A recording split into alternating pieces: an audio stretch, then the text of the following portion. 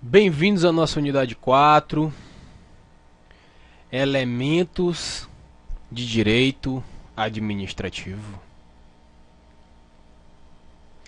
Conceito de direito administrativo. Para o estudo do direito administrativo, é necessário partir de uma definição de direito administrativo. Portanto, direito administrativo é o conjunto de regras que regulam harmonicamente as atividades da administração pública. Lembrem-se, administração pública, tratando do funcionamento e da organização dos serviços públicos necessários à promoção do bem comum.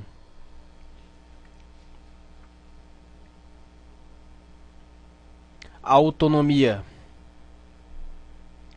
O direito administrativo é um ramo do direito público interno. É um ramo do direito público, pois cuida da coisa pública, do que é do povo, da res pública, em latim. E é interno, pois, simplificadamente, é interno ao nosso país. Fontes, lembram-se? Temos a lei como fonte primária e imediata do direito e como consequência do direito administrativo.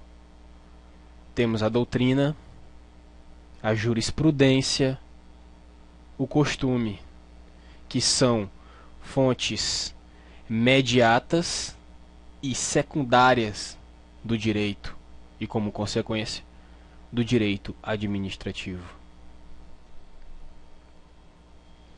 Princípios do direito administrativo. Também merece destaque os princípios do direito administrativo elencados no artigo 37 da Constituição Federal de 1988. São eles: a legalidade, impessoalidade, moralidade, publicidade, eficiência. Um bizu para vocês. Qual é a palavra que aparece em vermelho, em destaque? Vocês estão identificando? Qual é a palavra? Isso mesmo, limp. Um bizu para vocês memorizarem. Limp. Perceberam? Legalidade, impessoalidade, moralidade, publicidade e eficiência. É o famoso limp do artigo 37. Não esqueçam. Legalidade. O administrador público está em toda a sua atividade funcional sujeito aos mandamentos da lei. Não esqueçam, aos mandamentos da lei. Ou seja, a legalidade indica que a administração pública só poderá praticar aquilo que a lei permitir. Somente aquilo que a lei permitir. Impessoalidade. No gerenciamento público, não há margem para a expressão da vontade meramente pessoal do administrador.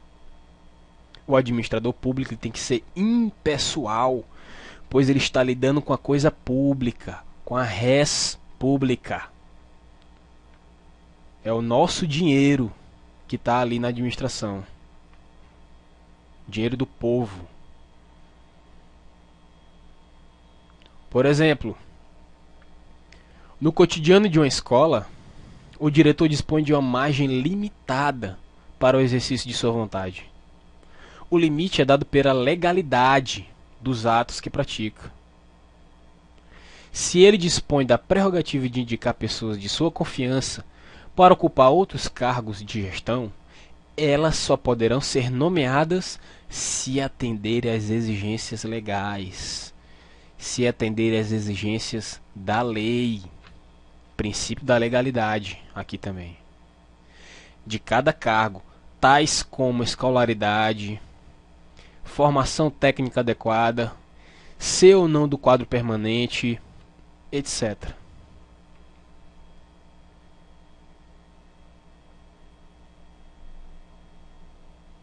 Moralidade.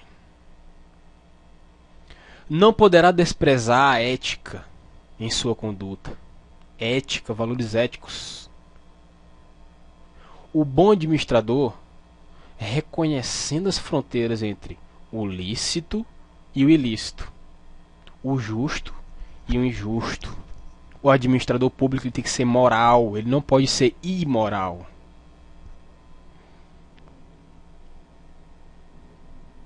Publicidade. Todo ato administrativo, a princípio, deve ser oficialmente divulgado, deve ser publicado. Todo ato administrativo deve ser publicado, por exemplo, no Diário Oficial da União, no Diário Oficial dos Estados. Tem que ser publicado, tem que haver essa divulgação dos atos administrativos. Eficiência é a execução das atribuições de uma função pública com competência, presteza, perfeição e rendimento funcional. Tudo isso a favor do povo, para favorecer o povo. Outros princípios. Podemos citar a finalidade. Qual a finalidade da administração pública? É o bem público. A continuidade. Tem que ser os atos têm que ser contínuos. A indisponibilidade. O administrador público não pode dispor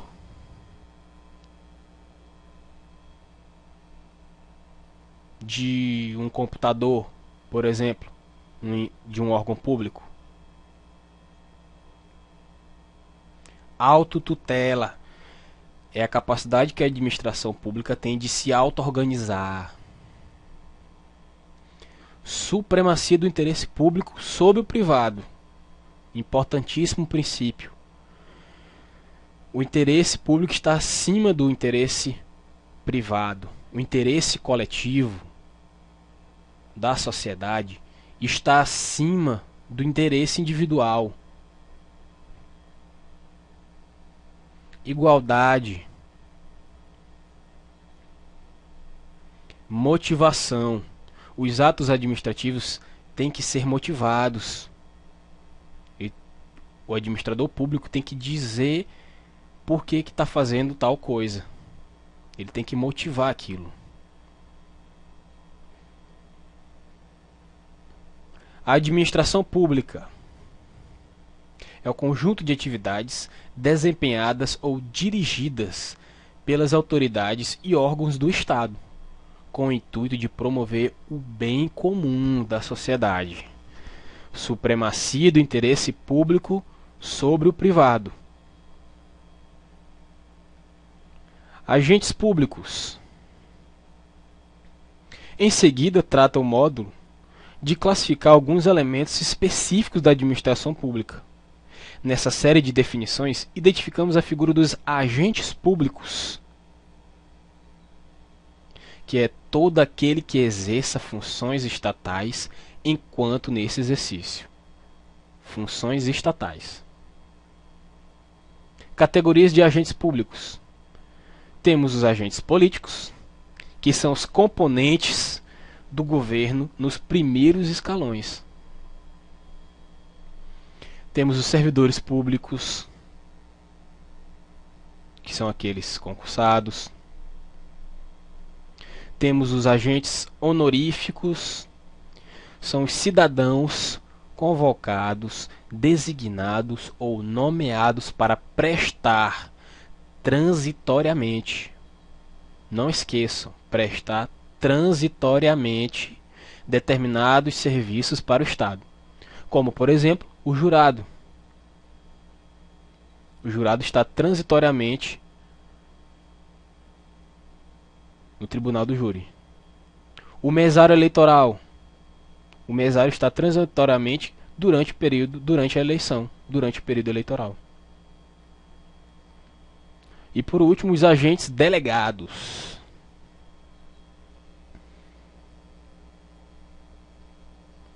Serviço público. Todo administrador público está submetido ao regime jurídico administrativo, que constitui por prerrogativas e sujeições. Toda atividade que o Estado assume, direta ou indiretamente, com o intuito de satisfazer as necessidades coletivas e promover o bem comum. Poderes administrativos. Administração direta são os estados, Distrito Federal, municípios, constituída pelos serviços integrados na estrutura administrativa do poder público, como os ministérios de Estado, secretarias estaduais e municipais. Administração indireta. Temos as autarquias, que são entidades criadas por lei específica, tendo personalidade jurídica de direito público. Atentem bem. Personalidade jurídica de direito público. Um exemplo, o Banco Central do Brasil, Bacen. É um exemplo de autarquia. 2. Empresa pública. São entidades jurídicas de direito privado. Entidades jurídicas de direito privado. Personalidade jurídica de direito privado. Porém, um detalhe, o capital de uma empresa pública é 100% público. É 100% dinheiro do Estado, como por exemplo a Caixa Econômica Federal. O capital da Caixa Econômica Federal é 100% público, porém a Caixa Econômica Federal possui personalidade jurídica de direito privado. Sociedades de economia mista são dotadas de personalidade jurídica de direito privado, criadas por lei para a exploração de atividades econômicas. O exemplo clássico é o do Banco do Brasil. O Banco do Brasil é um exemplo de sociedade de economia mista. É mista porque parte do capital é estatal e parte é privado. Porém, a personalidade jurídica é de direito privado. Fundação pública. São entidades mantidas pelo poder público com patrimônio próprio e finalidade assistencial, científica, artística, técnica, entre outras.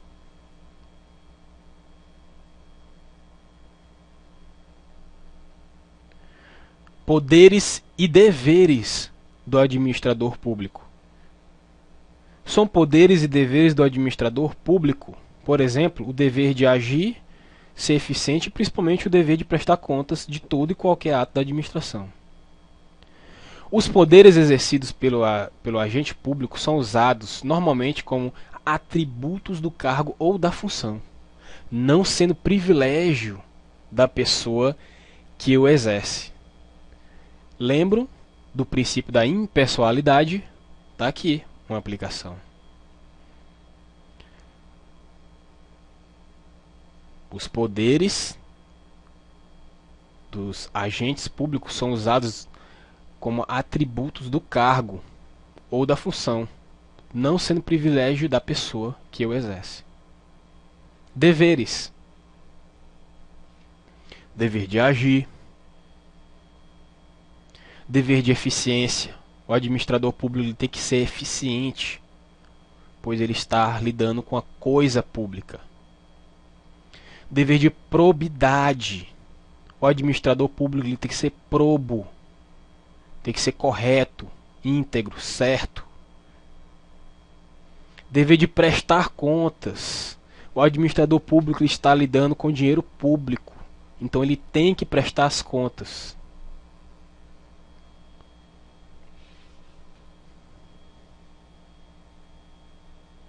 Atos administrativos. Os atos praticados no exercício da administração pública, eles devem ser praticados sempre com o objetivo do bem-estar da sociedade, sempre tocando nesse aspecto da supremacia do interesse público sobre o interesse privado. Classificação dos atos administrativos. Quanto ao objeto, temos os atos de império, em que a administração pública impera. Os atos de gestão, não há coerção, não há imposição. Os atos de mero expediente são aqueles atos praticados pela administração pública no dia a dia.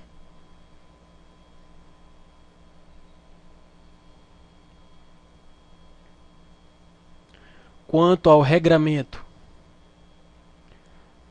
temos os atos vinculados ou regrados. Aqui o administrador público só pode praticar aquilo que está na lei, ipsis literis em latim, de acordo com a lei. Não há margem de liberdade para o administrador público.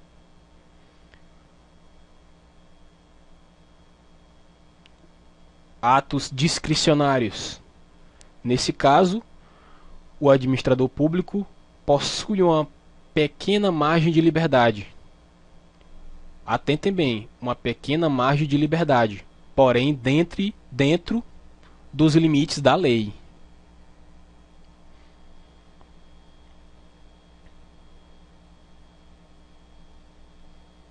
Quanto à eficácia, temos o ato válido, o ato nulo, o ato inexistente.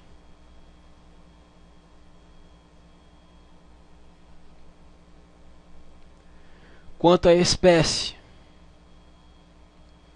temos os atos normativos, os ordinários, os negociais e os punitivos.